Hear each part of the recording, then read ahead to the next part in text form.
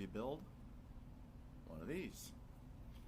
Let's begin. Okay, so we start by taking our tweezers and putting them into the little channels right here and here. And then just kind of, gently working that out. Well, you don't have to be super gentle, but, don't knock it around and be rough with it. So yeah, then you just take that off. Then the easiest way to get everything out of the deck is to just use a utensil that fits inside the mouthpiece and kind of pop it off kind of sideways like that, so that it just pops out nice and easy, just like so. Now this is a stock pod that I haven't rebuilt yet. So this is what you'll see when you open one up for the first time. Man, even they can't get the coils perfect. Like, I don't feel so bad now. Anyway, so yeah, I'm just gonna rip that out just because, it's a coil I don't need. And so I take the silicone gasket off, and now what I want to do is I want to get this wire, the legs, through the tiny little holes on the deck there that are next to the big airflow hole in the middle. So I'm going to do that now.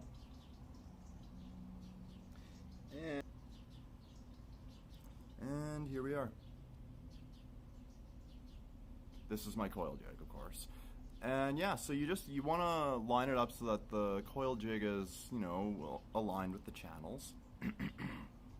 Then what you want to do, keep that in. It's easier to do it this way, just keep it in. And then what you want to do is you want to pop out the two little gold-plated contacts here. Just using whatever. You can use your tweezers or whatever else. I just have these very close at hand. Don't lose those, by the way, because if you do, you don't get replacements. And, well, I guess that pod would be good for parts if you happen to lose it. Okay, now you want to feed the legs through the two inner holes on the silicone thingy. And let's see if I can do it. Let's see. Can he do it? Yes, he can. What do you know? Now, once you've done that, I just fold them up. You can fold them to the sides, to the bottom, the world's your oyster. Alright, so yeah, I just pick up the little gold things with my tweezers. Ah, come on. Except I'm not very good at it apparently today. Alrighty, let's see here. Get that in. Alright, now because I am lazy and I didn't want to find my wire clippers, you've probably been wondering why those are there. Yeah. Alright, there we go.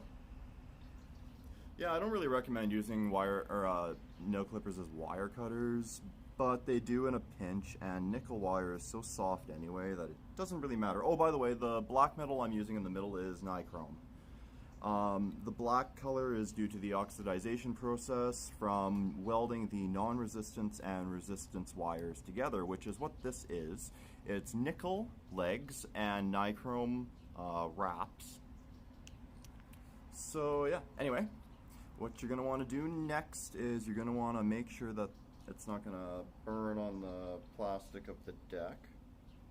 So you'll want the coil centered above the airflow, like so. Looks a little janky, but it's with this gauge wire. Anyway, so you're going to want to push it down, like so with your fingers, and then hit the fire button just to make sure it fires. And if it does, you're in business. Next thing to do is to take a small strip of cotton. I'm super cheap, like, you have no idea. So I'm using just organic Japanese cotton that I got from the shoppers up the way, Anyway, so I'm just gonna twist this and feed it through. Hopefully, yep, you can see that. And yeah, it should be tight-ish.